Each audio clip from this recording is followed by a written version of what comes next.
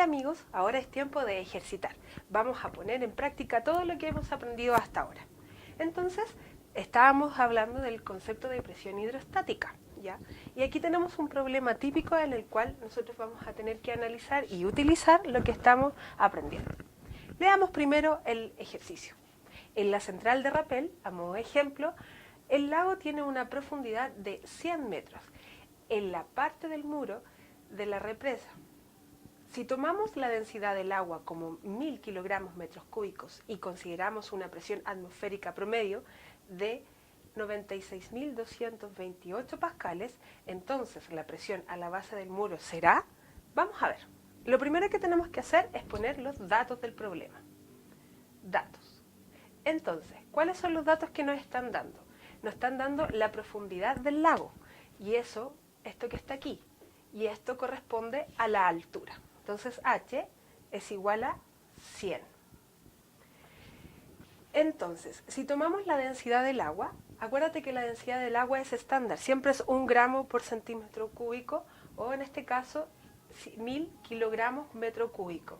Muy importante las unidades de medida, ¿ya? Siempre vamos a trabajar en el sistema internacional.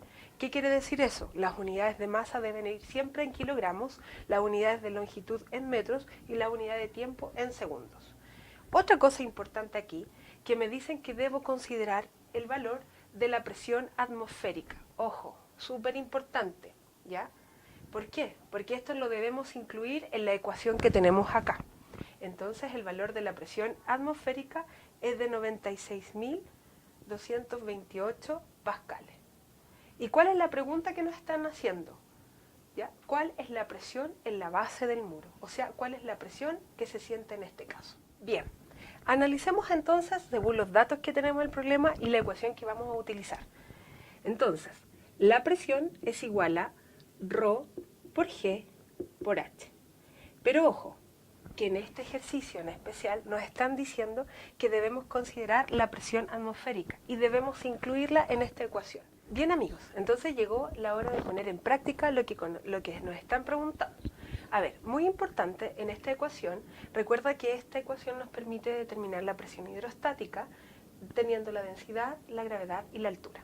Pero en este problema en especial tenemos que considerar la presión atmosférica. Vamos a hacer un paréntesis para poder entender bien un concepto, la presión barométrica y la presión manométrica.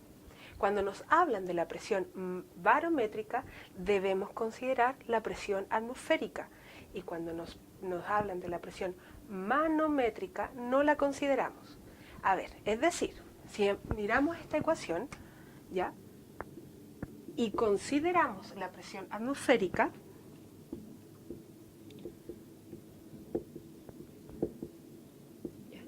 aquí tenemos para poder resolver la presión barométrica, es decir, considerando la presión atmosférica, y aquí la manométrica, en la cual no consideramos la presión atmosférica.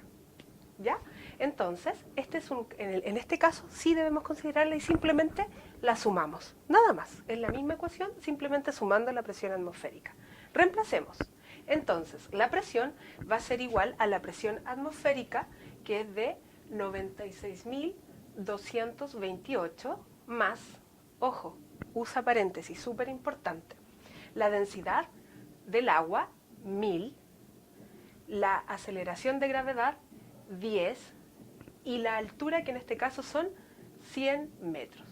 Entonces, ahí tenemos. Otra cosa súper importante es, fíjate siempre en las unidades de medida, ¿ya? Siempre las unidades de longitud deben estar en metros, las unidades de tiempo en segundos y las unidades de masa en kilogramos. Entonces, como te decía anteriormente, debes siempre resolver primero el paréntesis y luego el resultado de esto debes sumarle a lo que está acá, lo cual nos da como resultado 1.096.228 pascales. Recuerda que la unidad de medida de la presión es el pascal en el sistema internacional.